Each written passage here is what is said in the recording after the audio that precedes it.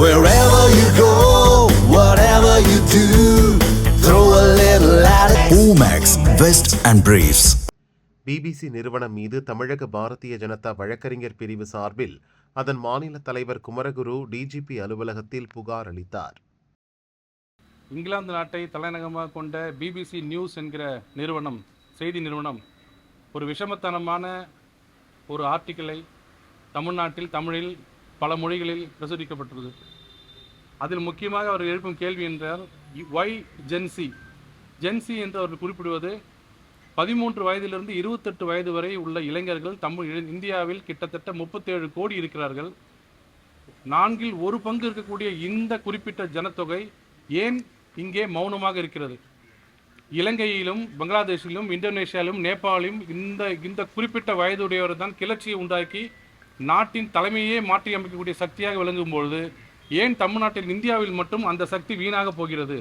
அப்படி என்று ஒரு விஷமத்தனமான ஒரு ஆர்டிக்கிள் என்ற பேரில், இன்வெஸ்டிகேஷன் என்ற பேரில் ஒரு விஷமத்தனமான விஷயத்தை இப்பொழுது செய்திருக்கிறது. அதில் குறிப்பிட்டு சொல்வது என்றால், மறைமுகமாகவோ நேரடியாகவோ அவர்கள் சொல்வது, இப்போ இருக்கும் இந்த இளைஞர்கள் ஏன் சமூக வலைதளங்களிலும் வேலையில்லா திண்டாட்டத்திலும் மூழ்கி இருக்கிறீர்கள், நீங்கள் நினைத்தால் ஆட்சி மாற்றத்தை கொண்டு வரலாம் அப்படின்னு அந்த வழியில் சொல்லி, அதே மாதிரி இவங்களெல்லாம் இன்னொரு விஷயம் பயமுறுத்துது.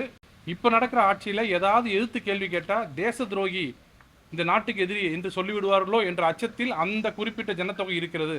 அந்த ஜனத்தொகை எப்பொழுது ஒன்றாக சேர்கிறதோ அப்போது இந்தியாவில் மிகப்பெரிய ஆட்சி மாற்றம் வரும் என்று ஒரு ஆர்வம் போல் சொல்வதாக சொல்லி தூண்டிவிட்டு மக்களை வேண்டுமென்றே தூண்டி இந்த அரசாங்கத்துக்கு எதிராக கிளர்ச்சி செய்ய தூண்டிடுவது என்ற பெயரில் தான் நாங்கள் எல்லோரும் பாஜகவின் லீகல் செல் சார்பாக சகோதரர் பால் கனகராஜ் அவர்களும் நானும் எங்கள் தலைமையில் வழக்கறிஞர்களும் சேர்ந்து இன்றைக்கு டிஜிபியுடன் மனு கொடுத்திருக்கிறோம். அந்த புகார் மனுவில் அவர்கள் மீது கடுமையான நடவடிக்கை எடுக்க வேண்டும். அவர்களது அலுவலகம் சென்னையில் இருக்கிறது.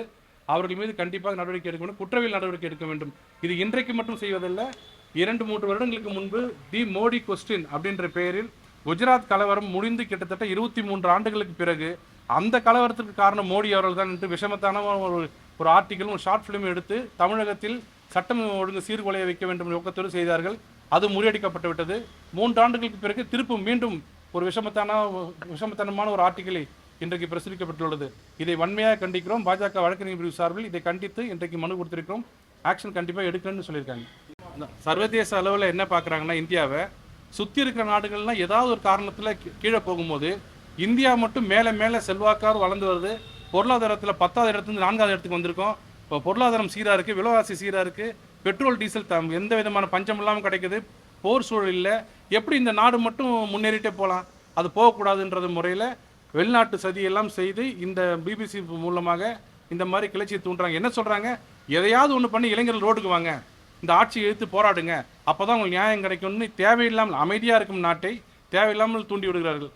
இதுக்கு ஏற்ற மாதிரி தான் ராகுல் காந்தி எங்கே போனாலும், எந்த வெளிநாட்டுக்கு போனாலும் இந்தியா அமைதியாக இல்லை, இந்தியா டாக் எக்கானமியில் இருக்குது, இந்தியா கஷ்டப்படுது அப்படின்னு அவர் தூண்டுறாரு. அதுக்கேற்ற மாதிரி இவங்களும் சேர்ந்து வராங்க. இப்போ ரீசெண்டாக கூட அர்னாப் கோஸ்வாமி மேலே ஒரு கேஸ் போட்டு எஃப்ஐஆர் போட்டிருக்காங்க. டர்க்கியில் ஆஃபீஸ் இருக்குன்னு சொன்னதுக்காக போட்டிருக்காங்க. டர்க்கியில் ஆஃபீஸ் இருக்கா இல்லைன்றது இன்றைக்கி மறுக்கல அவங்க. அப்போ வெளிநாட்டில் ஒரு கட்சிக்கு எதுக்கு ஆஃபீஸ் இருக்கணும்னு கேட்குறது தான் இந்த எல்லா சதிக்கும் உண்டான பின்னணியாக இருக்குன்னு நினைப்பேன். இது ஃப்ரீடம் ஆஃப் ஸ்பீச் எதிரான செயல், இது குற்ற செயல். எந்த ஒரு நாட்டிலையும் போயிட்டு அவங்க என்ன பண்ணியிருக்கணும் வேறு மாதிரி கேட்டிருக்கணும்.